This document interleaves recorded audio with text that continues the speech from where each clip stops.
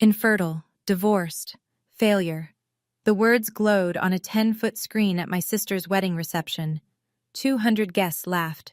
My father smiled and said, "Just a joke, sweetheart."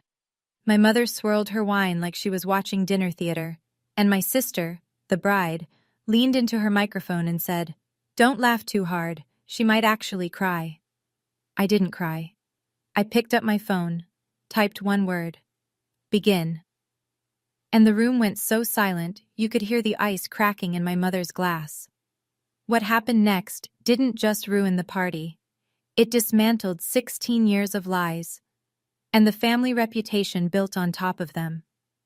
Before I go on, please take a moment to like and subscribe, but only if you genuinely connect with this story. And drop a comment. Where are you watching from, and what time is it there? My name is Thea. I'm 34 years old. Now, let me take you back to 4 weeks before the wedding, the night I got the phone call that started everything. It's 11 p.m. on a Thursday. I'm at my desk in Richmond, finishing elevation drawings for a historic courthouse renovation. Coffee's cold, back aches. Normal Thursday. My phone lights up. Unknown number. Virginia area code, but not Richmond. Somewhere smaller. Somewhere I used to know. I answer. "Ms. Linden?" A woman's voice. Careful. Professional. "My name is Dolores Vargas. I'm a nurse at Shenandoah Hills Care Center. Your grandmother asked me to call you." My hand tightens around the phone. Grandma Ruth. 84 years old. The only person in my family who ever made me feel like I belonged in it. "She's scheduled for hip replacement surgery in 3 weeks, Dee says. Her health is stable, but at her age, there are risks. She's been asking for you." I close my eyes. 2 years since I last saw her. I'd snuck into the facility on a Tuesday afternoon when I knew my father wouldn't be there. We sat together for 40 minutes. She held my hand and told me about her garden. Then a staff member mentioned my visit to my father's office, and Harold Linden made sure the front desk had instructions. Thea is not on the approved visitor list. "There's something else," Dee says. Her voice drops. "Your father told Ruth that you can visit, but only if you attend your sister's wedding first. It's in 3 weeks." Of course, everything with Harold comes with conditions. "And Ms. Linden? Your grandmother wanted me to tell you one more thing." A pause. "She said they're planning something, at the reception, something about you. She wanted you to be ready." I look up from my phone. On the wall across from my desk hangs a framed certificate. Virginia Emerging Architect of the Year. 5 years of silence. And the first voice I hear from that town isn't my mother's. It's a nurse's. To tell you what happened next, I need to go back further. 16 years further. I'm 18, senior year, sitting at the kitchen table in my parents' house in Millbrook, Virginia, a town where everybody knows your last name and what your father's worth. Harold Linden slides a document across the table. A land transfer form. The property is a 2-acre parcel on the edge of town. Rolling grass, a creek, 1 old oak tree. My grandmother Ruth gave it to me on my 16th birthday, signed it over legally, said, "This is yours, Thea, no matter what." "Sign it," my father says. "I need this parcel for the Oakdale project." "Grandma gave it to me, and I'm telling you to give it back." I look at my mother. Vivian Linden sits at the end of the table, flipping through a home decor magazine. She doesn't look up, doesn't say a word. The sound of pages turning fills the silence. I don't sign. 3 days later, my father cancels my college tuition fund. The account he'd been setting aside since I was born. Gone. Redirected. I find out when the registrar's office sends a letter.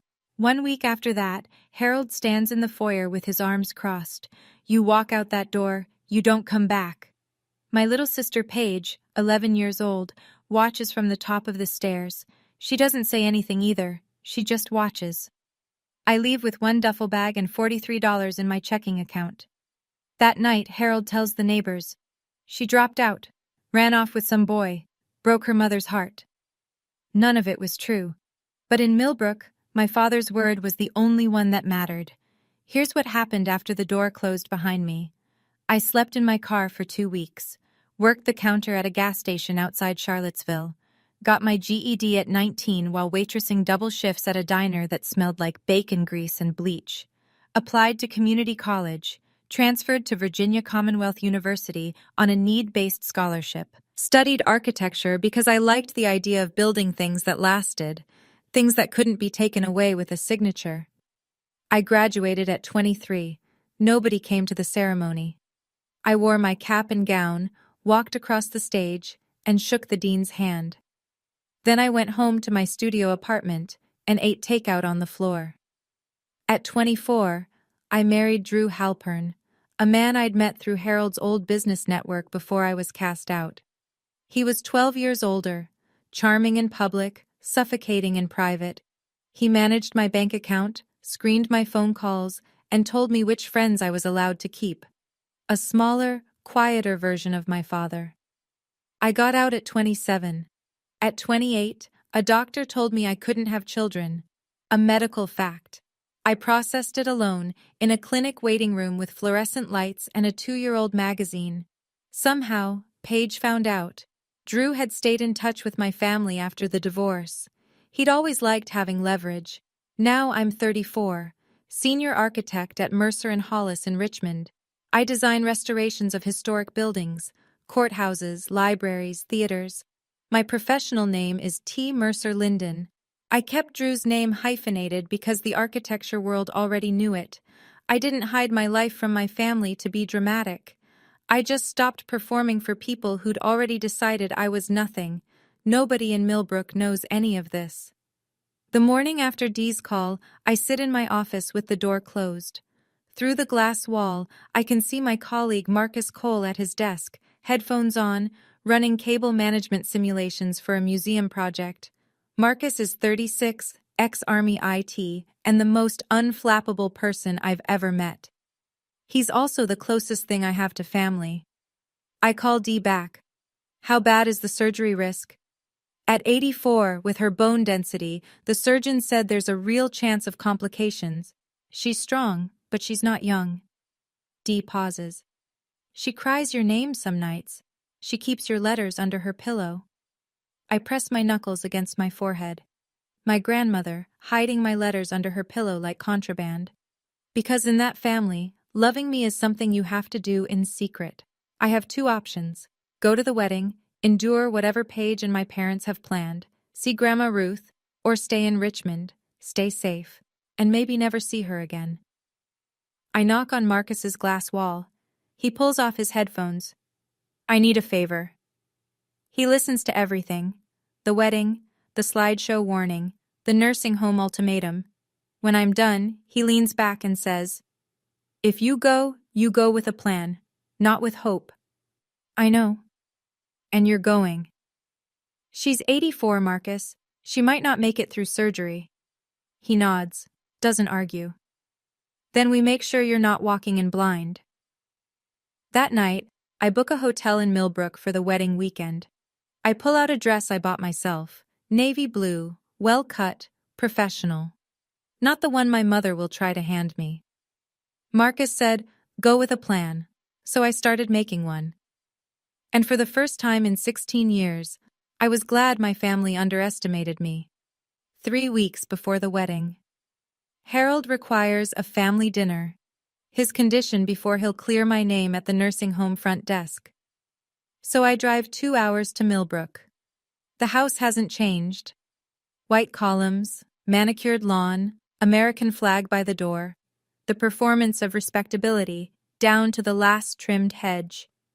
Nobody hugs me at the door. Vivian looks me over. "You look thin. Are you eating?" I'm not thin.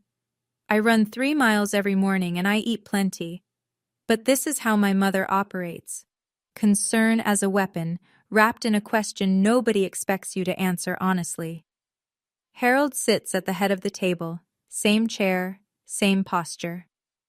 "So, what are you doing with yourself these days?" "I work at a design firm." "Answering phones, I assume?" I pick up my fork. Don't correct him. Paige arrives late, trailing perfume and self-importance. She flashes a 4-carat engagement ring under the dining room light. Then she pulls me aside in the hallway. I need you to wear something understated at the wedding. Garrett's family is very particular. She tilts her head. You still alone? No one? I say nothing. She smiles. Some people just aren't meant for that, I guess. Before I leave, Vivian hands me a garment bag. Inside, a pale beige dress, shapeless, 2 sizes too large. This will be perfect for you. At the door, Harold puts his hand on my shoulder. The Whitmores are old money. They judge. One wrong move and this deal dies. Don't embarrass us. I drive back toward the highway, and then the name hits me. Whitmore. I know that name. Not from Paige's ring, not from Harold's business talk. I know it from a project file sitting in my office in Richmond. Back at my desk Monday morning, I pull up the client database. Whitmore Heritage Foundation. There it is. Our firm has been contracted for the Millbrook Heritage Restoration Project, converting a Civil War-era textile mill into a community arts center. The foundation is funding the entire thing. The client contact, Eleanor Whitmore, chair of the foundation, Garrett Whitmore's mother. I've been the lead architect on this project for 6 months. We've exchanged dozens of emails, 3 video calls. She knows my work, my design philosophy, my project timeline. She knows T. Mercer Linden. She does not know my face. We've never met in person. I sit with this for a long time. I don't plan to use it. I'm not Harold. I don't weaponize connections, but I file it away. If everything falls apart in Millbrook, I am not a stranger to the most powerful family in the room. That evening, Marcus does his own research. He calls me at 9. The reception venue, Millbrook Country Club. They've hired a local AV company to run a projector and sound system. Slideshow, toasts, the usual. And guess what? The AV company is short-staffed. They just posted looking for a freelance tech for the event. Marcus. I already applied. Got a call back in 20 minutes. You don't have to do this. Thea, you're walking into a room where your family has already loaded a weapon. I'm just making sure you have access to the safety switch. By Wednesday, Marcus is confirmed as a freelance AV technician for the Whitmore Linden wedding reception. He'll have direct access to the projector system, the USB inputs, and the soundboard. I prepare a short presentation. Not an attack, just the truth. Photos, degrees, awards, my actual life. Title slide, The Real Thea Linden. I save it to a USB drive and hand it to Marcus on Thursday. You're not going to war, Thea, he says. You're going to a wedding. But if they fire the first shot, you'll be ready to fire the last. 1 week before the wedding. Harold clears my name at the front desk. 30 minutes, supervised. Vivian will accompany me. Shenandoah Hills smells like hand sanitizer and boiled vegetables. Vivian parks herself in a chair in the hallway, already texting. She doesn't come in. Grandma Ruth is smaller than I remember. Her white hair is thinner, her hands shake. But her eyes, those sharp, knowing eyes, haven't changed. She grabs my hand the second I sit down. Let me look at you. She studies my face. You're healthy, you're strong, I can tell. I'm good, Grandma. Don't let them break you again. Her grip tightens. You're the strongest one in this family. You always were. She reaches under her pillow and pulls out a small envelope. Dee helped her hide it from the staff Harold pays to keep tabs. Inside, a photocopy of a property deed. The 2-acre parcel. My name, clear as day. That land is yours, Ruth says. It always was. Your father never got it transferred. He's been furious about it ever since. I stare at the document. For 16 years, I assumed Harold had found some legal way around my refusal, some technicality, some forged signature. He hadn't. The land was still mine. He tells people it's part of Linden Properties, Ruth whispers, but it's not. He never had the right. A knock on the door. Vivian's voice clipped. Time's up! I fold the envelope into my jacket pocket. I lean down and kiss Ruth's forehead. "That's my girl," she murmurs. I walk out past my mother, who doesn't ask how Ruth is doing. She checks her lipstick and her phone screen and says, "Let's go, I have a fitting." I leave the nursing home with two things: a grandmother's blessing and proof that my father had been lying about more than just me. 6 days before the wedding, my apartment in Richmond. Marcus sits on my couch with his laptop open. On the screen, the slideshow I've built. Slide 1. A photo of me in my cap and gown at graduation. Alone. Smiling anyway. Caption: "No one came to my graduation, I went anyway." Slide 2. My architecture license, framed on my office wall. Licensed architect, Commonwealth of Virginia. Slide 3. Me on a job site, hard hat on, blueprints in hand. Senior architect, Mercer and Hollis. Slide 4. The award plaque. Virginia Emerging Architect of the Year. Slide 5. A simple text screen. White letters on black. "You called me a dropout. I have a master's degree. You called me broke. I own my home. You called me a failure. I design buildings for a living." Marcus scrolls through, nods. Clean, factual, no insults, just the record. That's the point. I don't want to attack them. I want the truth to be louder than their joke. He closes the laptop. "You sure you don't want to add the part about your dad's Oakdale problem? The land?" "No, I'm not him. I don't turn information into ammunition." "Then what's the trigger?" I show him. A text message, pre-typed on my phone. One word: begin. When I send it, Marcus switches the USB on the projector from Paige's slideshow to mine. He's already tested the system during setup at the venue. The swap takes 3 seconds. "And if their slideshow turns out to be harmless?" he asks. "Then I never send it. We leave. I visit Ruth. We drive back to Richmond." Marcus looks at me for a long time. "You know they won't keep it harmless." "I know. But I need to give them the chance, one last chance to be decent. Because when this is over, I want to be sure, completely sure, that I didn't fire first, 5 days before the wedding." Harold calls. He doesn't say hello. He says, "Rules. You sit at table 14, back corner. You don't speak to the Whitmores unless spoken to. You don't mention your divorce, your condition, or anything about your personal life. If anyone asks what you do, you say you work reception at a small firm. Clear? And after the wedding, I can see Grandma Ruth?" "We'll see. Depends on your behavior." The line goes dead. That evening, my phone buzzes. Paige has added me to a group chat. Vivian, Harold, Paige, and now me. The first message is a preview of the slideshow. I watch the images load. The Linden family. And then there's Thea. Old photos of me, stretched and filtered to look unflattering. Cartoon stickers slapped across them. And then the labels, one per slide, bold and centered. High school dropout, divorced, broke, alone, infertile. Paige types beneath the preview. "OMG, this is going to be hilarious. Don't worry, Thea, it's all in good fun." Vivian responds, "Keep it tasteful, Paige." She doesn't say take it down. She doesn't say this is wrong. She says keep it tasteful. As if there's a tasteful way to broadcast your daughter's medical history to 200 strangers. Harold doesn't respond at all.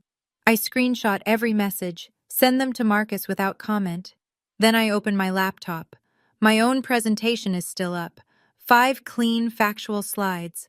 I add one more, a 6th. A quote, white text on black. "The measure of a family is not how they celebrate their best. It's how they treat their most vulnerable." I stare at the word infertile on my phone screen for a long time. Then I close the group chat. I don't respond. There's nothing left to say to people who think your body is a punchline. The wedding day arrives under a clear October sky. Millbrook Community Church, white clapboard, steeple catching the morning sun. The parking lot is full of BMWs and Land Rovers. This is the social event of the season. I wear my navy dress, not the beige sack my mother picked out. I'd left it hanging in the hotel closet without a second thought. Inside the church, 200 guests fill the pews. Millbrook's business community, country club members, town council acquaintances, and in the front row, the Whitmores. Eleanor in a deep green jacket, silver hair pinned back, posture like a former dancer. Her husband, Richard, beside her. Distinguished. Reserved. I sit in the last pew. No one greets me. No one offers to scoot over. Harold works the center aisle like a campaign trail. Handshakes, shoulder claps. So proud of my little girl. He doesn't mean me. Vivian floats near the altar in a custom ivory dress, murmuring to a friend. Both my daughters are here today, even the difficult one. She laughs lightly. The friend glances toward the back. I pretend not to notice. An older woman I don't recognize sits 2 rows ahead of me. White hair, floral dress, reading glasses on a chain. She looks at me once, then back toward the altar. I don't think anything of it. The ceremony begins. Garrett stands at the altar looking genuinely happy. He speaks his vows with a tremor in his voice. Paige speaks hers louder, longer, mostly about herself. Across the church, I spot Marcus near the side entrance, wearing a black polo with the AV company's logo. He adjusts a microphone cable on the altar. Our eyes meet for half a second. He gives the smallest nod. My father shakes hands like a politician. My mother smiles like a hostess. And I sit in the last row like a ghost they'd invited on purpose. The reception is at Millbrook Country Club. Crystal chandeliers, round tables draped in white linen, a 10 by 6 foot projection screen behind the head table, the smell of gardenias and money. Table 14 is where I'm seated, back corner, next to the kitchen door. Every time a server pushes through, a blast of clattering dishes and shouted orders hits my back. My table mates are distant cousins who've clearly been told nothing about me, and an elderly couple who spend the entire appetizer course discussing their recent cruise. A woman across the table leans in. "And what do you do, dear?" "I'm an architect." "Oh, how nice." She turns to the man beside her and starts talking about kitchen renovations. On stage, Paige takes the microphone for the first toast. She thanks her parents. She thanks the Whitmores. She thanks her college friends, her wedding planner, her florist. Then she looks toward the back of the room, toward me. "And my sister Thea, who managed to show up today." A pause. "That's something, right?" Scattered laughter. The polite kind. The kind where people aren't sure if they're supposed to laugh, so they do anyway. Harold clinks glasses at the head table with Richard Whitmore. They're leaning close, talking numbers. Eleanor sits beside them, polite but measured. She hasn't committed to anything yet. I can tell by the way she holds her wine glass, close, untouched, like a prop. My mother appears at my elbow. Her perfume arrives before she does. "Don't drink too much," she whispers. "Don't talk about yourself, and for God's sake, smile." I smile. Not because she told me to, because in 20 minutes, the slideshow is scheduled to play, and I know exactly what's on it. Right now, I'm sitting at table 14 with a plate of food I can't eat and a family that wishes I'd stayed invisible. But I want to ask you something specific. Have you ever been seated at the back, literally or figuratively, by people who were supposed to love you? Not the kind of exclusion you question, the kind you're told is normal. Tell me in the comments. Because what happens next at this reception, with that screen and those 200 guests, is the reason I'm telling you this story today. Stay with me. The lights dim. Paige's maid of honor takes the microphone with a grin that tells me she's been rehearsing this all week. "And now, a special presentation from the Linden family." The screen flickers to life. Soft piano music plays through the speakers. Baby photos of Paige, gap-toothed smile, ballet recitals, prom. Paige and Harold fishing on a lake. Paige blowing out birthday candles. The Lindens on vacation. Vivian in a sun hat. Harold with his arm around Paige, the ocean behind them. I'm not in a single photo. The room coos. "Ah!" Eleanor Whitmore smiles politely. Richard pats his son's shoulder. Then come the couple photos. Paige and Garrett at a vineyard, at a football game, at Christmas dinner with the Whitmores. Each one earns a round of soft applause. The music shifts, playful. A drum roll sound effect. The screen reads, "And now, let's meet the rest of the family." Paige grins from the head table. She catches my eye across the room and wiggles her fingers in a little wave. Vivian leans back in her chair with the satisfied look of someone who's been waiting for the main course. My stomach drops, not from fear, from certainty, because I know what comes next. Under the table, my phone is already in my hand. The message to Marcus is typed and ready. One word: begin. My thumb hovers over the send button. I make myself a promise. If the next slide is harmless, if it's an old photo with a gentle caption, if it's a real toast, if there's even a scrap of decency in what they've prepared, I won't press it. I'll take the joke. I'll go home. I'll let them have their night. I give them one last chance to be decent. The screen changes. My face fills the frame. An old photo from high school, grainy, unflattering. Across the bottom, bold white letters, high school dropout checkmark. Nervous laughter ripples through the room. A few people glance at me. I keep my face still. Next slide. A cracked heart emoji beside my name. Divorced. The laughter grows. Louder now. The kind that feeds on itself. Next. An animated cartoon of an empty wallet flapping open. Broke. Someone at table 6 snorts into their champagne. Next. A photo of a single place setting. One chair, one plate. Alone. Paige is laughing from the head table. Vivian sips her wine, watching the room like she's scoring the performance. Then the final slide loads. A clip art baby with a red X stamped across it. Infertile. The word fills the 10-foot screen. For a moment, the room goes quiet. The shocked kind. The kind where people realize they've been laughing at something they shouldn't have. Then a few more laughs break through. Uncomfortable, herd following. Paige leans into the microphone. "Don't laugh too hard. She might actually cry." Vivian swirls her wine. Half smile, eyes on me. Harold catches my gaze from the head table. "Just a joke, sweetheart. Lighten up." Eleanor Whitmore is not laughing. I see it clearly from across the room. She sets her glass down on the table with a quiet click. Her jaw tightens. She looks at Harold, then at the screen, then at me. I feel the blood rush into my face. My hands shake. My vision narrows to one word on that screen.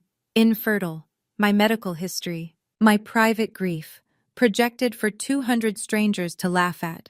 That was the line. And they didn't just cross it. They broadcast it in 10-foot letters. I look around the room. 200 faces. Some laughing. Some looking away. Some pretending to check their phones because they don't know where to put their eyes. Paige is beaming. This is her favorite part of her own wedding. Not the vows, not the first dance, but this. Watching me sit in the wreckage of my own humiliation. Vivian raises her glass slightly. A silent toast to her own cruelty. Harold has already turned back to Richard Whitmore, resuming their conversation as if nothing happened. As if putting infertile on a screen for 200 people is the social equivalent of a knock-knock joke. I look down at my phone. The message is still there. One word. Begin.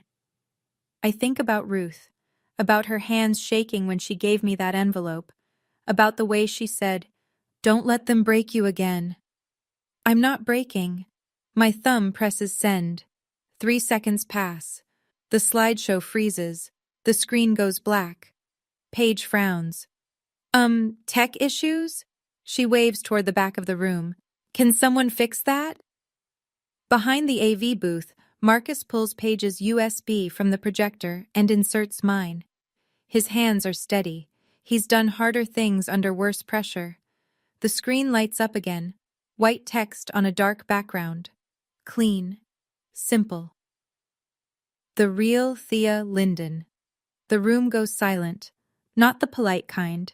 The kind where every head turns and every conversation stops at once. Harold stands up. What is this? Turn it off. He looks toward the AV booth. Marcus doesn't move. The system remote has been locked. The only way to kill it is to pull the power cable in the utility closet, and Marcus locked that door 20 minutes ago. For the first time in 16 years, my father can't silence me. The first slide fills the screen. A photo of me at graduation, cap and gown, standing alone in front of the university seal, diploma in hand. The caption reads, "No one came to my graduation. I went anyway." Murmurs. A woman at table 3 puts her hand over her mouth. Next slide. My architecture license, framed and mounted. Licensed architect, Commonwealth of Virginia. The murmurs get louder. Next. Me on a construction site, hard hat, steel-toed boots, blueprints rolled under my arm. Behind me, the skeleton of a renovated courthouse. Senior architect, Mercer and Hollis. A man near the front turns in his chair to look at me, then another, then a whole table. Next slide. A framed plaque. Virginia Emerging Architect of the Year. Eleanor Whitmore's hand freezes halfway to her glass. The final content slide appears, white text on black. You called me a dropout. I have a master's degree. You called me broke. I own my home. You called me a failure. I design buildings for a living. I stand up from table 14. I don't walk to the stage. I don't grab a microphone. I just stand where I am, in the back corner, next to the kitchen door, and look toward the front of the room. Harold's face is a shade I've never seen, somewhere between fury and fear. This is ridiculous. She probably faked all of this. Paige's smile is gone. Turn it off. This is my wedding. Vivian sits frozen, her wine glass suspended in midair, her face drained of color. The last slide appears. The quote I added 5 days ago. The measure of a family is not how they celebrate their best, it's how they treat their most vulnerable. I don't say a word. I don't need to. The screen is doing all the talking. Harold moves fast. He steps out from behind the head table, both hands raised, smile locked in place. The same smile he uses at town council meetings and Rotary dinners. Folks, I apologize for the interruption. My older daughter has always had a flair for drama. He chuckles. It lands flat. This is clearly a misunderstanding. He walks toward me. The crowd parts slightly, the way people do when they sense a collision coming. His shoes click on the hardwood. When he reaches table 14, he lowers his voice, but not enough. The tables nearby can hear every word. Sit down, right now, or you will never see your grandmother again. I look at him. My father, 62 years old, builder of houses, destroyer of daughters, and I say in the same quiet voice, "You've used Grandma Ruth as a leash my whole life. That ends tonight." His jaw clenches. I will call security. From the head table, a chair scrapes back. Garrett Whitmore stands up. His face is tight. Wait. He looks at Harold, then at me. Let her speak. Paige grabs his arm. Garrett! He pulls free. Something isn't right here, Paige. I want to hear this. The room shifts. I can feel it. The energy tilting, the way a crowd recalibrates when someone unexpected breaks rank. Vivian rises from her seat, her voice cracking for the first time. Thea, please. You're humiliating yourself. I look at my mother. The woman who flipped magazine pages while my father threw me out. The woman who handed me a shapeless dress and told me to blend into the walls. No, Mother. For the first time, I'm not. At the front table, Eleanor Whitmore hasn't moved. But her eyes have. They're locked on the screen, on the words, Mercer and Hollis. And something in her expression changes. I step away from table 14. I don't rush. I don't raise my voice. I walk to the center of the room, between the round tables and the flickering candles, and I stand where everyone can see me. 200 faces, champagne going flat. The piano music has stopped. I didn't drop out. My voice is steady, conversational. like I'm explaining a project timeline at a Monday meeting. My father pulled my college tuition when I was 17 because I wouldn't sign over land my grandmother gave me. Harold opens his mouth. I keep going. I didn't choose to be alone. I was told to leave and never come back. I was 18 years old with $43 in a duffel bag. Vivian's hand trembles on her wine glass. My divorce? I married a man my family chose. He was controlling. I got out. That's not failure, that's survival. A woman at table 5 pulls her napkin to her face. Her husband puts his arm around her. And infertile? I look directly at Paige. That's a medical condition, not a punchline. And you put it on a screen for 200 people at your own wedding. Paige's lower lip quivers. She opens her mouth but nothing comes out. I look at Vivian. You helped design those slides, and you gave me a dress meant to make me invisible. I look at Harold. You told me to sit in the back, stay quiet, and not embarrass you. I let the pause stretch.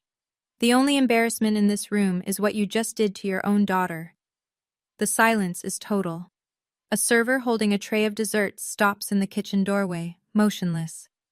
Then I hear the sound of a chair pushing back. Slow, deliberate. Eleanor Whitmore stands, and she walks straight toward me. Eleanor Whitmore moves through the room like she owns it. And in a way, she does. Half the people here tonight owe her foundation a grant, a favor, or a seat on a board. She stops 3 feet from me. Her eyes move from my face to the screen behind us, where senior architect Mercer and Hollis is still glowing. T. Mercer Linden. She says it like she's confirming something she already suspected. You're the architect on the Millbrook Heritage Project. Yes, ma'am.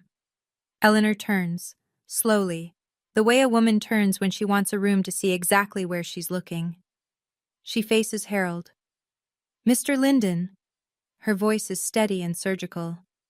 The woman you just humiliated in front of my family is the architect I hired to restore the most important building in this town.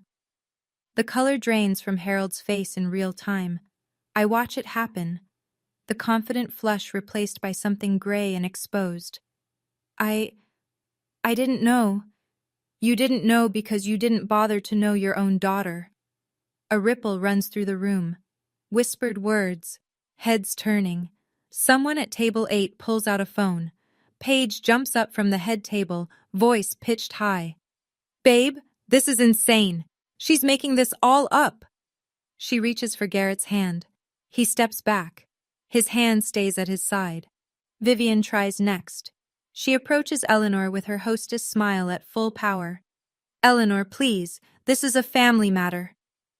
Eleanor doesn't break eye contact with Harold. You made it a public matter, Mrs. Linden, when you put it on a 10-foot screen. The room exhales.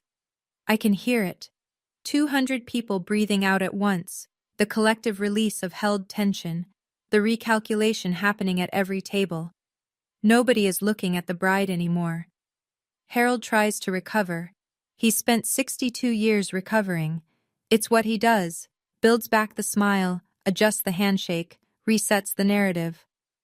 Eleanor, let's not overreact. He puts on his country club voice. Warm, reasonable, man to man, except she's not a man, and she's not buying it. It was a silly joke. You know how families are.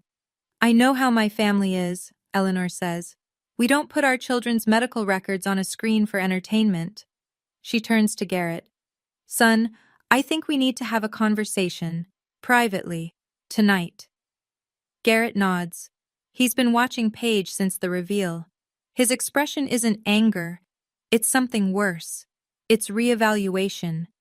He looks at his bride and says, You told me Thea was unstable.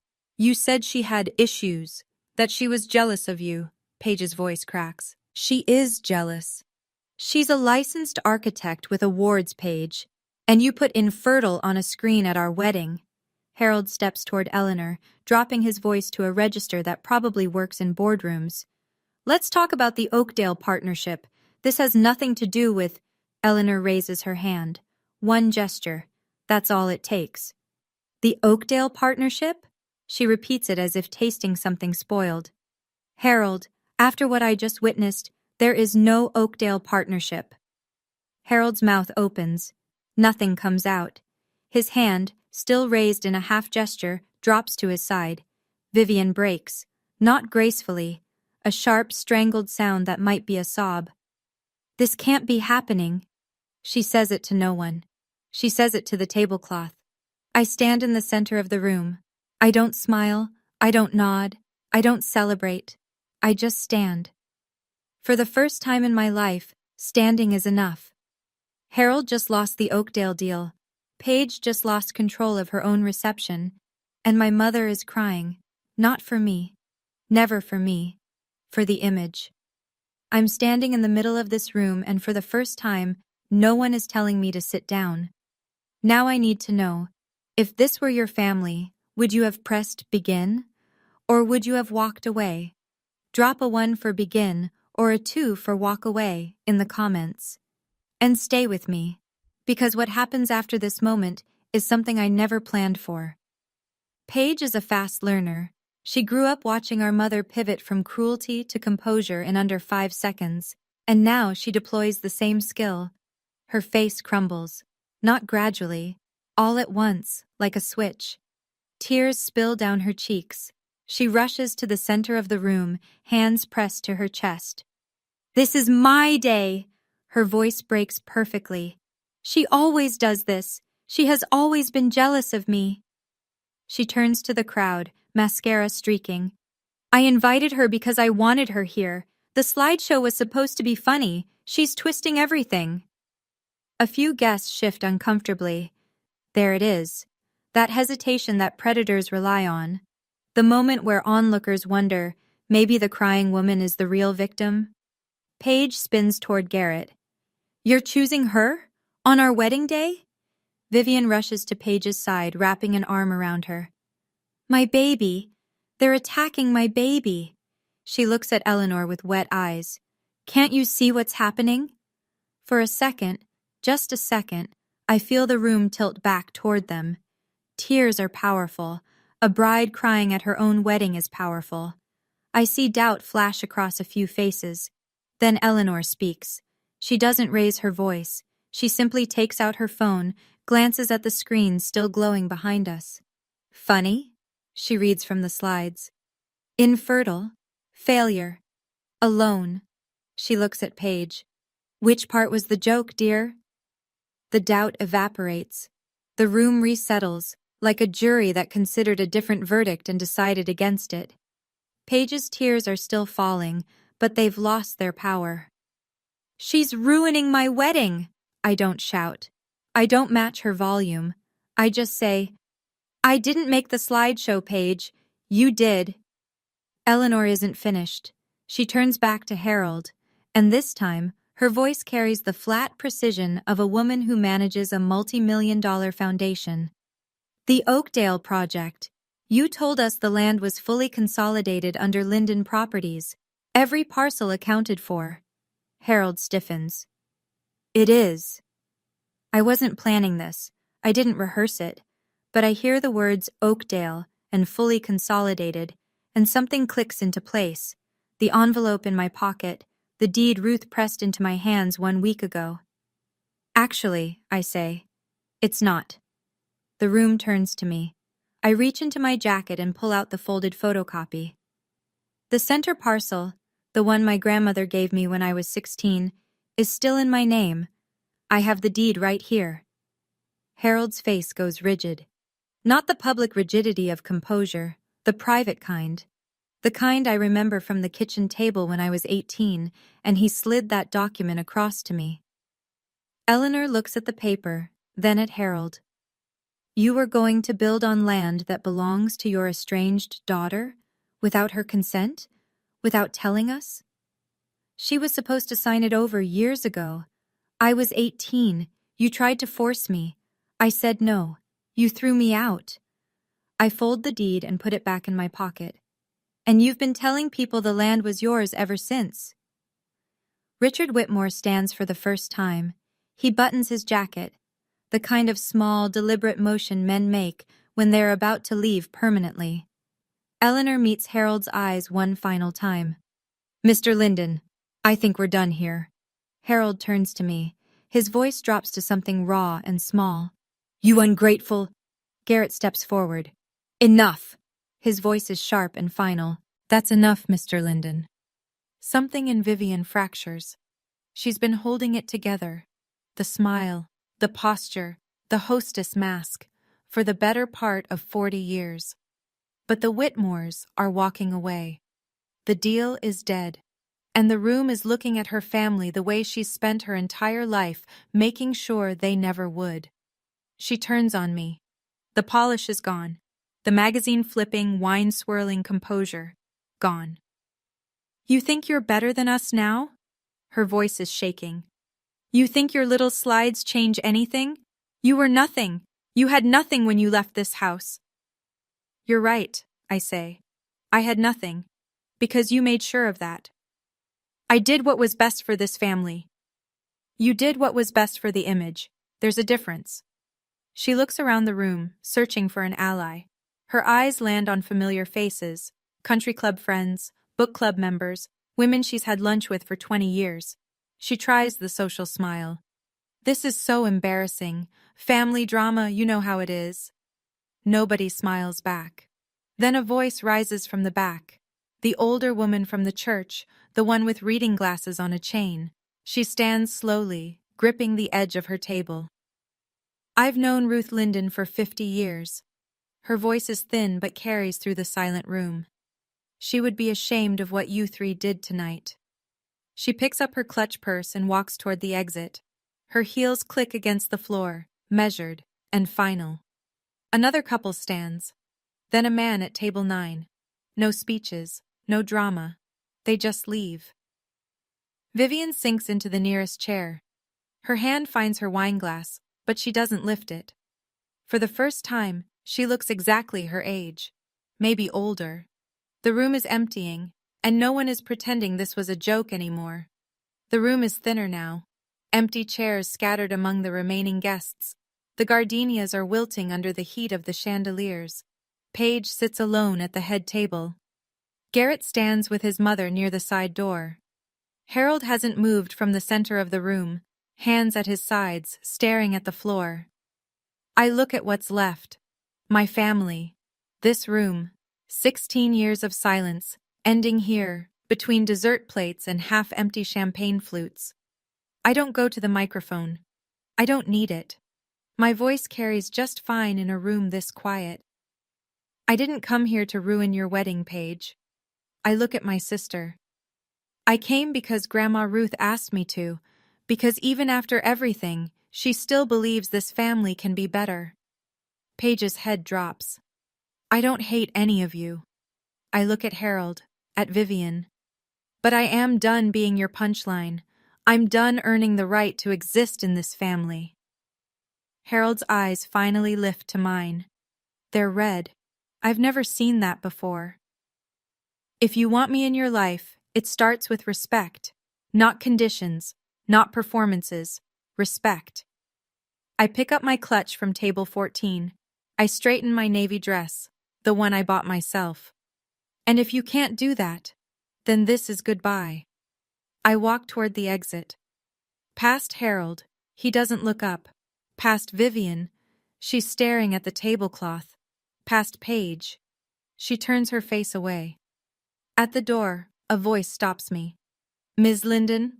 I turn. Eleanor Whitmore is standing near the coat check. Her green jacket is already on. Her car keys are in her hand. Monday morning. My office. We have a project to finish. I nod. She nods back. And I walk out into the October night. The parking lot is half empty. Most of the early leavers are already gone. I sit in my car with the engine off, hands on the steering wheel, staring at the country club entrance. A tap on the window. Marcus, still in his AV company polo, holding 2 gas station coffees. I unlock the door. He slides into the passenger seat and hands me one. You okay? No. I wrap both hands around the cup. But I'm better than I've been in years. We sit in silence for a while.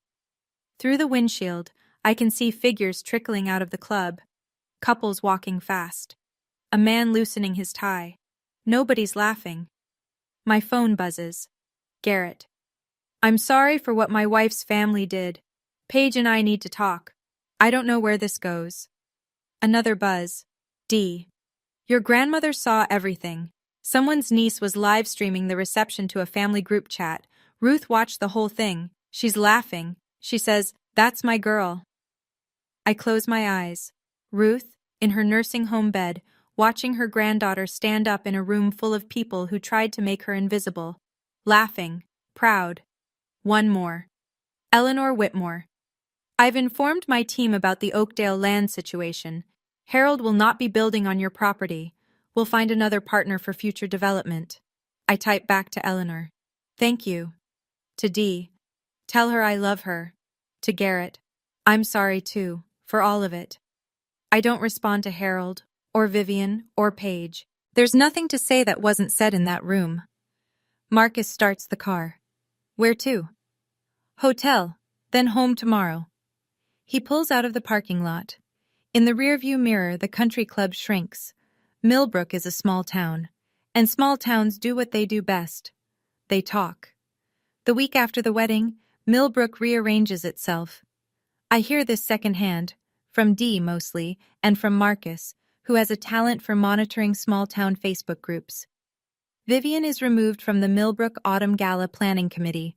No formal announcement, just a quiet email from Eleanor's assistant. We're restructuring the committee this year. Thank you for your past contributions. Vivian calls 3 board members. None of them pick up. Harold loses 2 minor business partners within the first 10 days. A property developer in Staunton pulls out of a joint venture, citing alignment concerns. A local contractor who'd been loyal for 15 years sends a polite letter about pursuing other opportunities. Linden Properties doesn't collapse. Harold's too entrenched for that. But the cracks are visible, and in a town where reputation is currency, cracks spend fast. Paige and Garrett. Garrett asks for couples counseling. Paige refuses. She calls it an insult. By the second week, Garrett packs a suitcase and moves into his parents' guest house. They're not divorced, but they're not together. The book club that Vivian has hosted every third Thursday for 11 years quietly relocates to someone else's living room. No one tells her. I don't follow any of this in real time. I'm in Richmond, back at my desk, back at my drafting table. I have a courthouse renovation to finalize and a heritage project to present. Marcus reads me a post from the Millbrook Community Facebook page while we're eating lunch. Someone shared a photo of the slideshow screen with the caption, "This happened at the Whitmore-Linden wedding. Shame on the Lindens." 87 reactions, 42 comments. You didn't do this to them, Marcus says, closing his laptop. I know. They did this to themselves. You just stopped covering for it. I eat my sandwich. It tastes better than anything served at table 14, 3 weeks after the wedding, a Tuesday evening. I'm reviewing blueprints for the Millbrook Heritage Project. Eleanor's foundation wants the presentation ready by month's end. My phone rings. Harold. I almost don't answer. Then I pick up. He doesn't start with an apology. He starts with an offer. The land. Name your price. Let's end this like adults. The land isn't for sale. It was Grandma Ruth's gift to me. It stays mine. You're destroying this family over a piece of dirt? You destroyed this family over a piece of dirt 16 years ago, when you chose a parcel over your daughter. Silence. Long. The kind that lives on the phone line like static. I did what I thought was right, he says finally. So did I. And here we are. Another pause. Then his voice changes. Softer, almost human. Your grandmother is no longer your bargaining chip. I keep my voice level. I've contacted Shenandoah Hills directly. I'm listed as her secondary emergency contact. I can visit whenever I want. You don't get to use her against me anymore. I hear him breathe, in and out, the sound of a man realizing that the last lever he had has been removed. You always were the stubborn one, he says. I learned from the best. I wait for more. An apology. A confession. A crack in the wall he spent 62 years building. Instead, he hangs up. I set the phone down on my desk. My hands aren't shaking. My heart rate is normal. There was a time when a phone call from Harold Linden would have sent me spiraling for days, replaying every word, wondering if I'd been too harsh, too ungrateful, too much. That time is over. I go back to my blueprints. 2 weeks after Harold's call. A Sunday morning. I'm making coffee when my phone lights up with Paige's name. I let it ring 3 times before I answer. Old habit. Bracing. But the voice on the other end doesn't sound like Paige. Not the Paige I know. The one who wiggles her fingers and puts infertile on a screen. This voice is flat, tired, stripped of performance. Garrett moved out. Mom won't stop crying. Dad won't talk to anyone. I sit down at my kitchen table. I don't interrupt. The slideshow was wrong. I know that. She stops, starts again. I don't know why I did it. I've been doing things like that my whole life and nobody ever told me to stop. Because they were too busy doing it to me. A shaky exhale. Yeah. Silence. I don't know who I am without being the favorite, she says. And it's the most honest thing my sister has ever spoken. I could be cruel here. I could list every time she twisted the knife, every holiday she was celebrated while I was erased, every lie she inherited from our parents and polished into her own weapon. But cruelty is their language, not mine. Then maybe it's time you figured that out, I say. Without me as the punching bag. Can we start over? I don't know, but we can start with you talking to someone, a professional, not mom, not dad, someone who'll actually tell you the truth. A long pause. Okay. Neither of us says I love you. Neither of us says goodbye.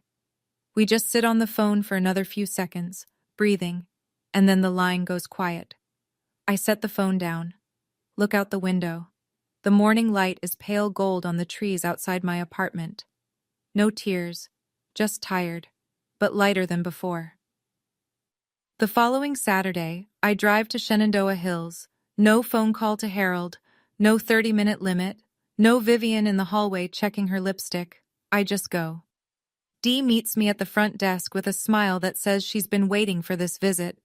She's in the sunroom today, strong morning. She watched your slideshow video again at breakfast. Again? 5th time. She made me replay the part where Eleanor said, "You didn't bother to know your own daughter." She clapped.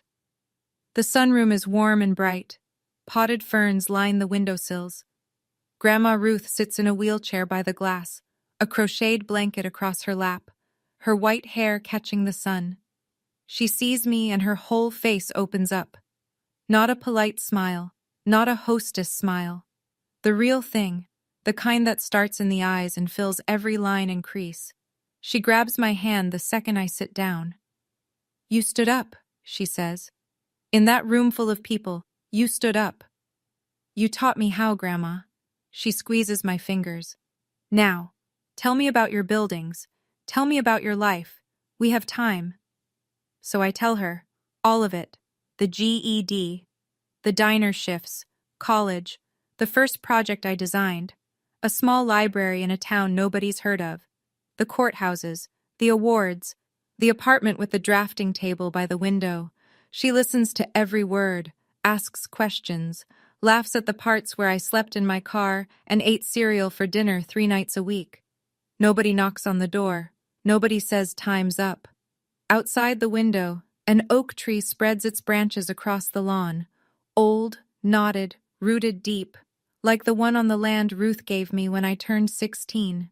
Some things can't be signed away. 3 months later. I'm at my desk in Richmond, Monday morning, coffee in hand. On the wall, a new framed print of the Millbrook Heritage Project rendering, the textile mill as it will look after restoration. Red brick, arched windows, a courtyard open to the sky. Eleanor's foundation approved the final design last week. Next month, I present it to the Millbrook Town Council. I'll stand in front of the same people who watched me get humiliated at a wedding and show them what I'm actually building. The land, my 2 acres, stays untouched. I haven't decided what to do with it yet. Sometimes I think about a small house, something simple. A porch where Ruth could sit and watch the creek. Maybe someday. Ruth's surgery went well. Hip replacement, no complications. She's in physical therapy now, walking with a frame, complaining about the food. I visit every 2 weeks. We talk about her garden, my projects, the weather, and nothing about Harold. It's peaceful. Harold hasn't called again. Vivian sent a single text message. I'm sorry. 2 words, no follow-up. I read it. I didn't respond. I'm not ready. I may never be. That's allowed. Paige started therapy. Garrett moved back in a month ago, on the condition they continue counseling. Dee told me Paige visited Ruth at the nursing home last week, first time in over a year. She brought flowers. Ruth said Paige looked different, quieter. I don't know what that means yet, but it's something. Marcus and I are working on a new project together, a historic schoolhouse in the Shenandoah Valley. Small budget, big heart, the kind of work that reminds me why I chose this career.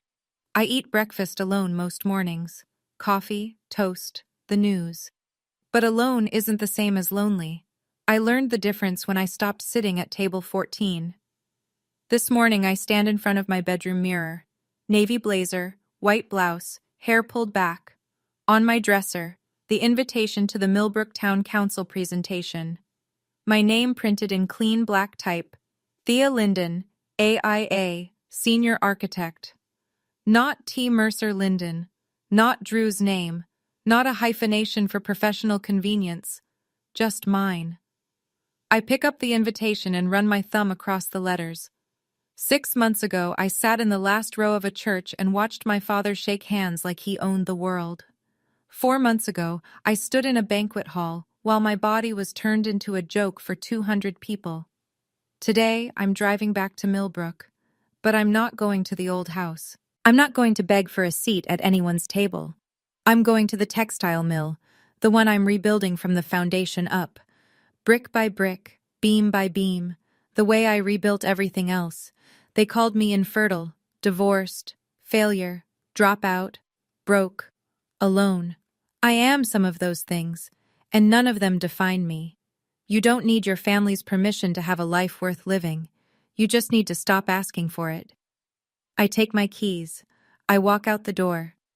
The October sun is sharp and clean, the way it gets in Virginia when the leaves are turning and the air smells like wood smoke in cold mornings. I drive west, toward Millbrook, toward the building I'm restoring for a town that doesn't know my whole story yet, but will. The road stretches ahead, the mountains rise blue in the distance, and I'm not going home. I'm going to work. That's my story. And if you've made it to the end, I think some part of it belongs to you too. So here's what I want to ask. Don't just tell me how you felt. Tell me what you're going to do differently after hearing this. Set one boundary this week. Just one. If you chose begin earlier, hit subscribe. I'll be sharing another story soon that will make you rethink everything you thought you knew about family loyalty. Check the description for more stories like this one. Thank you for being here. It means more than you know.